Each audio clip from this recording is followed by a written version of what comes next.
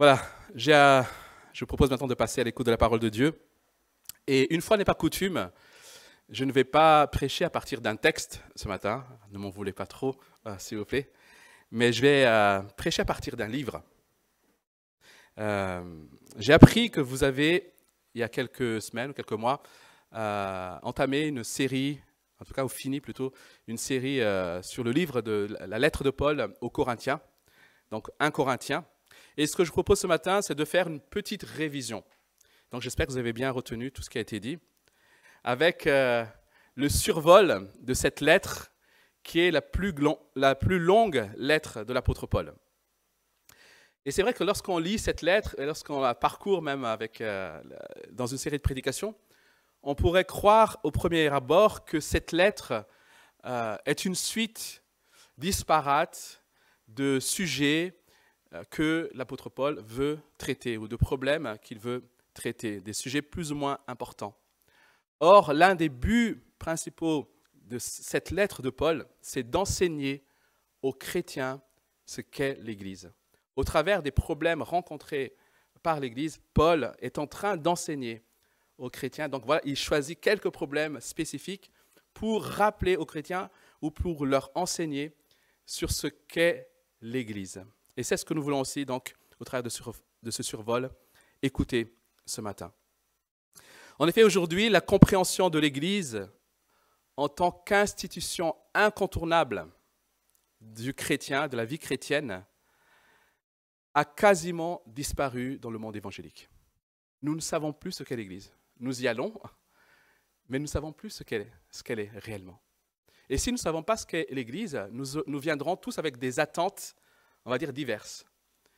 Je viens avec ma compréhension, mes attentes, et je cherche à ce qu'elles soient satisfaites. Voilà pourquoi les églises peuvent être en difficulté si on ne rappelle pas ce qu'elle est censée être. Les églises ressemblent de plus en plus, alors peut-être que je suis un peu caricatural en disant ça, mais quoique, les églises ressemblent de plus en plus à des clubs qui cherchent à satisfaire le besoin immédiat ou du moins les besoins exprimés de ses membres. C'est ainsi que dans certaines églises même, on demande aux membres ce qu'ils ont envie d'entendre. Or, ce qui doit être au cœur de la mission de l'Église, au cœur de sa raison d'être, ce n'est pas avant tout ce qu'elle fait pour ses membres, mais ce qu'elle fait pour Dieu. L'Église est là pour son Dieu, pour remplir la mission que Dieu lui confie. L'Église n'est pas là avant tout pour moi, même si j'en bénéficie. L'Église, chers amis, est là pour Dieu avant tout.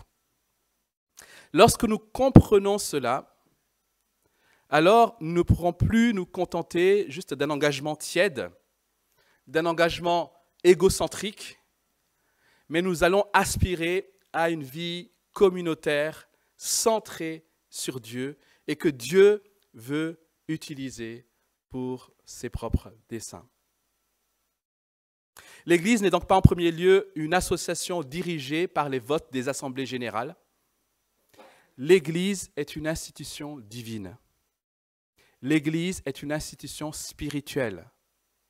Christ en est le chef et c'est lui qui décide des principes de son organisation. L'Église, chers amis, est la manifestation de du Dieu vivant dans ce monde. Voilà l'enjeu de l'Église. Dieu se rend visible dans ce monde par la manière dont nous vivons et sommes en relation les uns avec les autres. Voilà à quoi tu prends part lorsque tu deviens membre d'une Église. Et en effectuant donc ce rapide survol de la lettre aux Corinthiens ce matin, nous allons voir dans un premier temps ce que l'Église est censée être, et puis nous verrons dans un deuxième temps pourquoi il doit en être ainsi. Donc voyons dans un premier temps ce que l'Église est censée être. Premièrement, l'Église doit être sainte. L'Église, chers amis, est sainte. Vous savez, ce credo des apôtres, la première confession de foi, je dirais, on dit que je crois en la sainte Église. Je crois, chers amis, que l'Église est sainte. Et je t'invite à y réfléchir. Nous voyons clairement à la lumière, à la lecture de cette lettre, que nous devons être saints.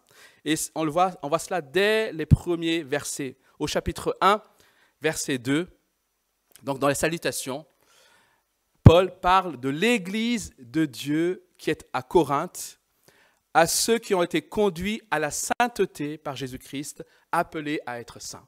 2 fois, on retrouve l'idée de saints. Ceux qui sont conduits à la sainteté par Jésus-Christ, appelés à être saints. On sait que vous avez certainement vu que l'église de Corinthe était loin d'être parfaite.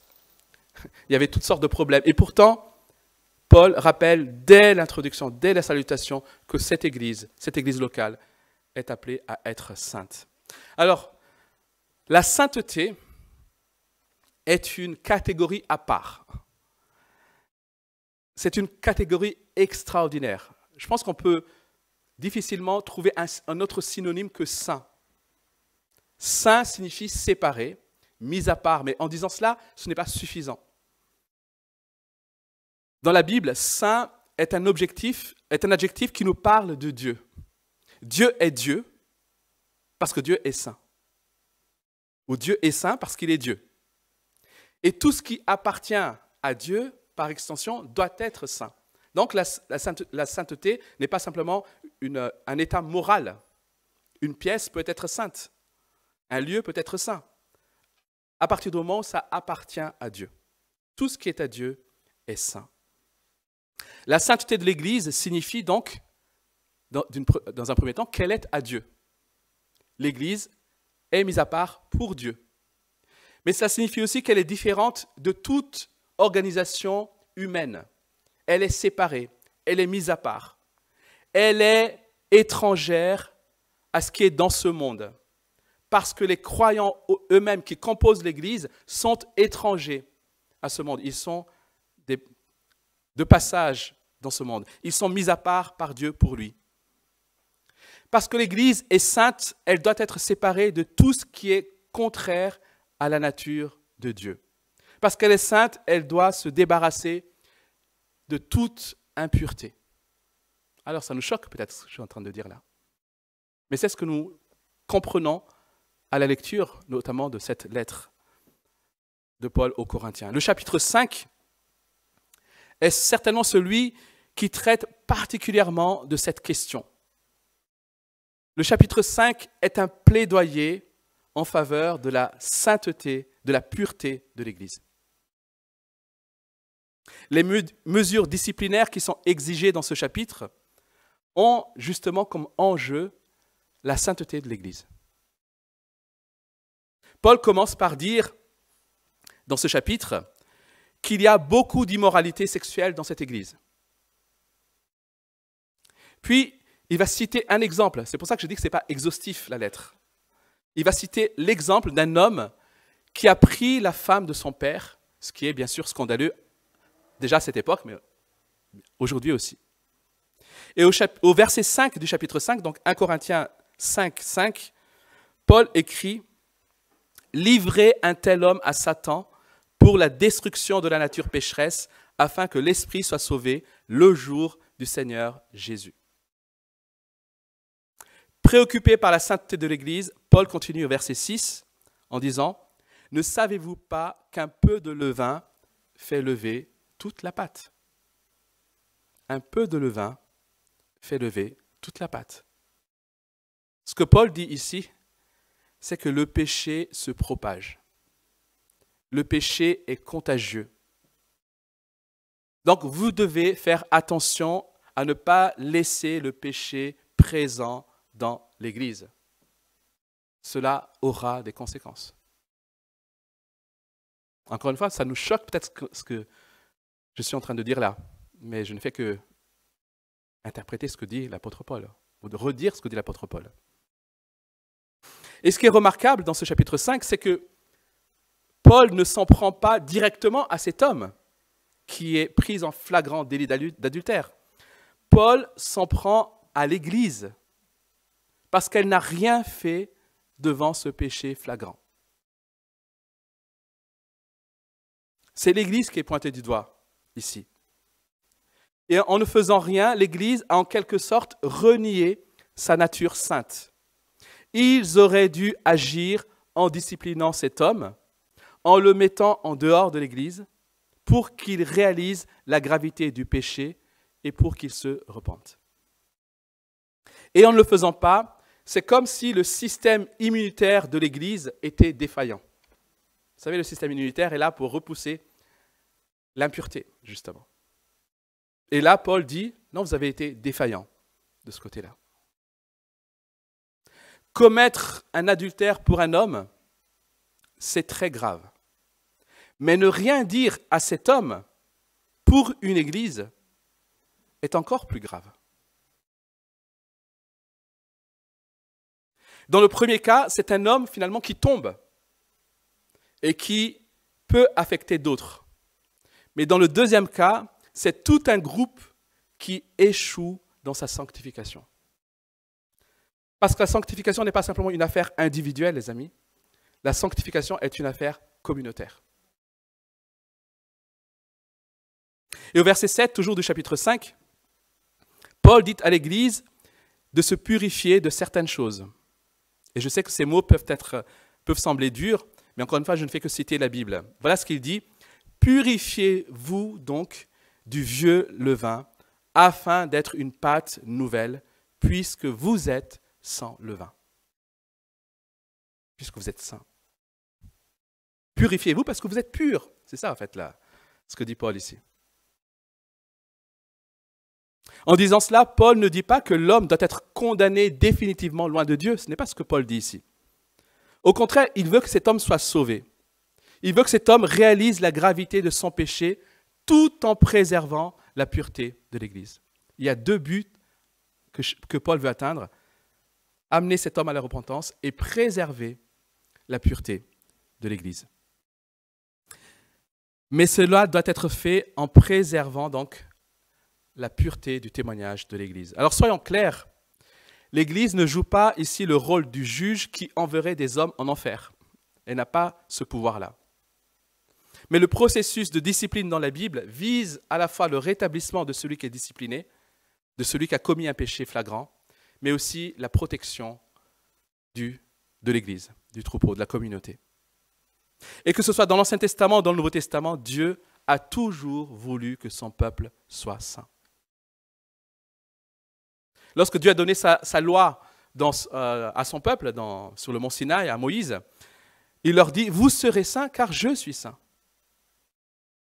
Et on trouve cela dans Lévitique et dans Nombre notamment. Et cela va être repris par l'apôtre Pierre plutôt dans 1 Pierre chapitre 1, verset 16. Vous serez saints car je suis saint. Chers amis, l'Église doit être caractérisée par la sainteté. C'est sa marque de fabrique. C'est ce qui la distingue de tout autre groupement humain. Et dans sa lettre aux Éphésiens, Paul écrit, chapitre 2, verset 21, « C'est en lui que tout l'édifice bien coordonné s'élève pour être un temple saint dans le Seigneur. » Quand on pense à l'Église, quand tu réfléchis à l'Église, l'une des choses qu'on devrait se rappeler et se dire sans cesse, c'est que c'est une communauté sainte. Une communauté sainte, encore une fois, ne signifie pas une communauté qui pointe du doigt les autres, qui se croit juste, mais plutôt une communauté qui aspire à un mode de vie meilleur. Une communauté respectueuse de Dieu, une communauté distincte de ce que ce monde propose. Et j'aimerais te poser la question, est-ce que tu vois l'Église de cette manière? L'Église doit être sainte, mais l'Église doit être aussi unie. C'est ce que nous constatons dans cette lettre de Paul. En fait, c'est lié les deux. Parce que le péché est la manifestation finalement de l'égocentrisme. Nous péchons parce que nous sommes égocentriques. Nous sommes livrés à nous-mêmes. L'homme est livré à lui-même. Parce que quand on est préoccupé par ses propres intérêts, par son propre désir, alors on peut difficilement être uni aux autres. Voilà pourquoi la sainteté et l'unité vont ensemble. Si tu te préoccupes premièrement de tes intérêts, tu auras du mal à être uni aux autres. Parce que les autres seront soit des obstacles à tes intérêts, soit juste un moyen d'accomplir tes intérêts. Voilà pourquoi la discipline envers ceux qui sont plus attachés à leur péché qu'à Christ vise aussi à préserver l'unité de l'Église. Quand on commence à tolérer le péché dans l'Église, au fait, on met à mal l'unité de l'Église. Et c'est ça qui est paradoxal, parce que beaucoup d'églises, par souci de paix et d'unité, préfèrent taire le péché. C'est ça qui est paradoxal. On se dit, ouais, mais si on parle de péché, ou si on dénonce le péché, ou si on discipline quelqu'un, il y aura le bazar dans l'Église. Mais non, Paul dit le contraire. Si tu laisses le péché dans l'Église, il y aura la division. Encore une fois, permettez-moi d'être clair, je ne suis pas en train de dire qu'aucun de nous ici est sans péché. Nous péchons tous. Mais la question qu'on doit se poser, c'est comment réagissons-nous face à nos péchés? Voulons-nous nous repentir? Voulons-nous traiter le péché avec sérieux? L'Église de Corinthe, semble-t-il, tolérait des gens qui savaient qu'ils péchaient et qui, de ce fait, encourageaient la division. C'est ce que Paul écrit, par exemple, au chapitre 3, verset 3. 1 Corinthiens 3, 3. « Vous êtes encore animés par votre nature. En effet, puisqu'il y a parmi vous de la jalousie, des disputes et des divisions entre crochets, n'êtes-vous pas dirigés par votre propre nature et ne vous conduisez-vous pas d'une manière toute humaine ?» Dans cette Église, ils se conduisaient de manière toute humaine. Voilà pourquoi il y avait des disputes et des divisions. Ils se divisaient sur leur mentor. Ah non, moi je suis d'Apollos. Moi je suis de Paul. Ils se jalousaient sur les questions de dons spirituels. Ils en faisaient un sujet d'orgueil. Ils se croyaient supérieurs parce qu'ils avaient un don différent des autres, qu'ils estimaient supérieurs aux autres. Ils n'hésitaient pas à faire appel aux tribunaux pour régler des problèmes entre eux. Et Paul leur dit en quelque sorte, écoutez, n'avez-vous pas de juge parmi vous? Vous allez juger le monde un jour avec Christ. Ne pouvez-vous pas trouver quelqu'un qui puisse régler ces différences entre vous? Et regardons ce qu'il dit à ce propos au chapitre 6, verset 7. Chapitre 6, verset 7. « C'est déjà pour vous un échec complet que d'avoir des procès les uns avec les autres. Pourquoi ne supportez-vous pas plutôt une injustice? Pourquoi ne vous laissez-vous pas plutôt dépouiller ?»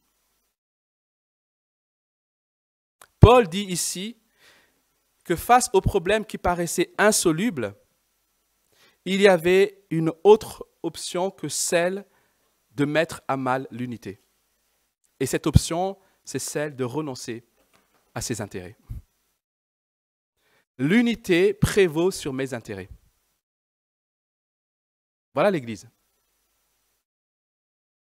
Je dois renoncer à mes intérêts pour un intérêt supérieur. Là encore, il est important de clarifier les choses.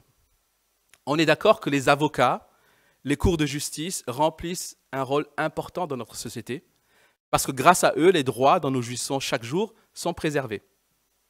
Mais ici, Paul dit simplement qu'il ne faut pas que dans l'Église, on soit imprégné par la nature égoïste, la nature individualiste et parfois procédurière de notre société, où ce sont mes droits qui priment et ce, à n'importe quel prix. J'ai le droit d'eux, c'est légitime. Oui, mais sauf que ce n'est pas de cette manière qu'on raisonne dans l'Église. L'unité est l'une des caractéristiques de l'Église. Lorsque les églises se divisent pour des raisons charnelles, alors nous allons commencer à nous concentrer sur autre chose que la mission que Dieu nous confie. Nous devenons alors l'église où il y a la bonne ambiance, l'église de tel pasteur, l'église du tapis bleu, au lieu d'être l'église de Jésus-Christ. Ce qui nous unit, ce ne sont pas nos loisirs communs, ce ne sont pas nos origines sociales ou ethniques. l'unité de l'Église est fondée sur le Christ. C'est une unité spirituelle. Et enfin, donc, sainteté, unité, et dans la lettre, nous constatons aussi que l'Église doit être un peuple aimant, l'amour.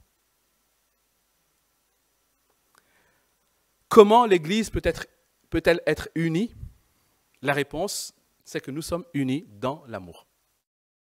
Et j'ai commencé à en parler. Chercher l'intérêt de l'autre, chercher un intérêt suprême, c'est ça l'amour. C'est la troisième caractéristique de l'Église que Paul expose dans sa lettre aux Corinthiens. L'Église doit être sainte, l'Église doit être unie, l'Église doit être aimante. Paul écrit au chapitre 8, verset 1, « Nous savons que nous avons tous la connaissance.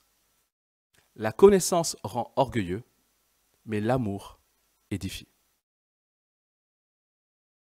La question ici, dans ce chapitre 8, concerne la liberté du chrétien. Et ça rejoint ce que j'ai dit tout à l'heure. Qu'est-ce que j'ai le droit de faire? Et Paul dit que l'important, ce n'est pas de connaître ce que j'ai le droit de faire, mais plutôt de chercher ce qui édifie l'autre. Même si ce que tu réclames est juste, en fait, il faut que tu te poses la question, est-ce que ça va édifier l'autre? C'est ça qui doit te préoccuper avant tout. Paul soutient que l'amour devrait déterminer l'utilisation par le chrétien de sa liberté, comme le fait de se marier ou pas, de manger de la viande sacrifiée ou pas, etc.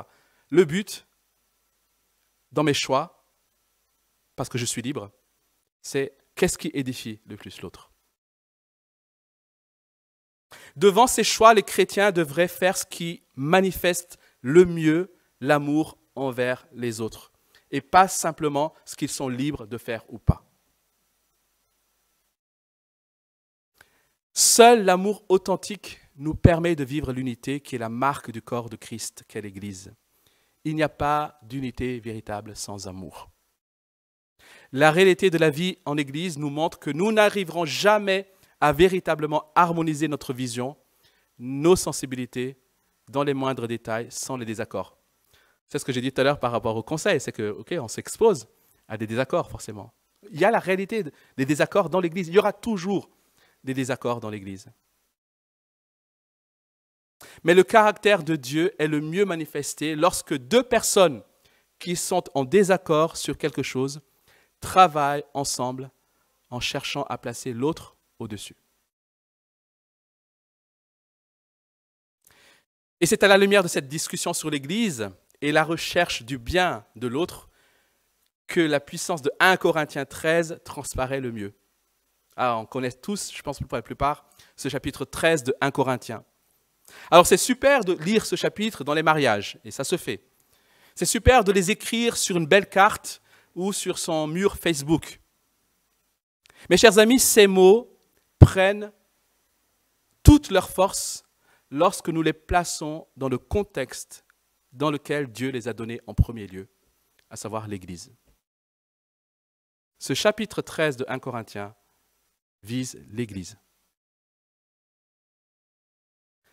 L'amour est en quelque sorte le carburant de l'Église. L'amour va motiver, entretenir et produire toutes les autres choses que Dieu veut pour son Église. Au cœur de notre sainteté et de notre unité, il y a l'amour et le souci de l'autre. Paul nous montre que l'amour surpasse tous les autres dons et toutes les meilleures actions vertueuses. On peut remarquer dans 1 Corinthiens 13 que Paul demande bien plus que des actes. Souvent, nous les évangéliques, peut-être par réaction, on va dire, à un amour sentimentaliste, nous insistons sur les actes. Non, l'amour doit se montrer. Oui, on a raison. Mais Paul, dans 1 Corinthiens 13, nous fait comprendre que l'amour est bien plus que des actions. Certes, l'amour sans les actes n'est rien, mais Paul dit aussi qu'un acte sans amour, ce n'est rien.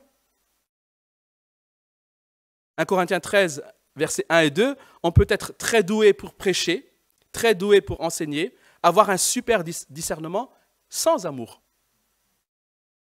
On peut avoir une foi jusqu'à déplacer des montagnes sans amour. On peut être impliqué dans la justice sociale, jusqu'à donner tous ses biens aux pauvres, sans amour. Voilà pourquoi l'amour qui est demandé est bien plus que des actes. Mais un amour sans acte n'est pas non plus l'amour. Alors Paul provoque un peu en disant cela, bien sûr, mais il montre que la meilleure œuvre accomplie sans amour n'a aucune valeur devant Dieu. Unité, sainteté, unité et amour. Et je finis avec cette question. Pourquoi tout cela? Pourquoi l'Église doit être sainte, unie et aimante? Chers amis, Paul insiste sur ces caractéristiques parce que le caractère de l'Église est censé refléter le caractère de Dieu. Nous devons être saints, unis et aimants parce que Dieu est saint, un et amour. Dans 1 Corinthiens 11, verset 1, Paul écrit « Soyez mes imitateurs comme je le suis moi-même de Christ ». Notre modèle de vie n'est pas le modèle que nous avons autour de nous dans ce monde. Notre modèle de vie, c'est Dieu lui-même. Le modèle de la communauté, c'est Dieu lui-même. Nous travaillons à notre sainteté non seulement pour avoir une communauté moralement sainte, mais pour refléter la sainteté de Dieu. Voilà l'enjeu. Nous montrons Dieu dans ce monde. Qu'est-ce que tu fais pour ça? Qu'est-ce que tu fais, toi, personnellement, pour que l'Église reflète le mieux le caractère de Dieu? Parce que nous appartenons à Dieu, alors nous sommes devenus étrangers au monde et membres de la famille de Dieu, concitoyens des cieux. Christ a acquis notre sainteté. Il est notre frère qui nous conduit à la sainteté. L'Église doit donc manifester et préserver cette sainteté pour refléter Dieu. Nous devons être saints parce que Dieu est saint. Mais nous devons aussi être unis parce que Dieu est un. Nous avons été réunis pour former un seul peuple sous une seule fondation, Jésus-Christ. Voilà pourquoi nous trouvons cette belle interprétation dans la lettre aux Corinthiens. Christ est-il divisé? Christ est-il divisé? Quand nous nous divisons, nous montrons un Christ divisé. La scène nous rappelle cette réalité. Paul dit que nous partageons le même pain. Nous sommes un parce que nous sommes fondés sur le même Christ. Nous sommes unis les uns aux autres parce que nous sommes unis à Christ. Et l'Église doit montrer cette unité-là de Christ. Et enfin, nous devons être un peuple aimant car Dieu est un Dieu aimant. Notre cœur est censé être rempli de l'amour de Dieu en réponse à son immense amour pour nous.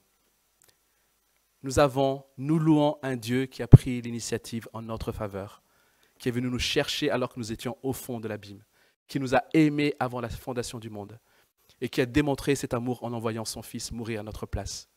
Voilà le Dieu que nous adorons. Et nous voulons montrer à ce monde, chers amis, que notre Dieu est un Dieu aimant. Et cela se démontre par l'amour que nous avons les uns pour les autres et notre amour pour Dieu.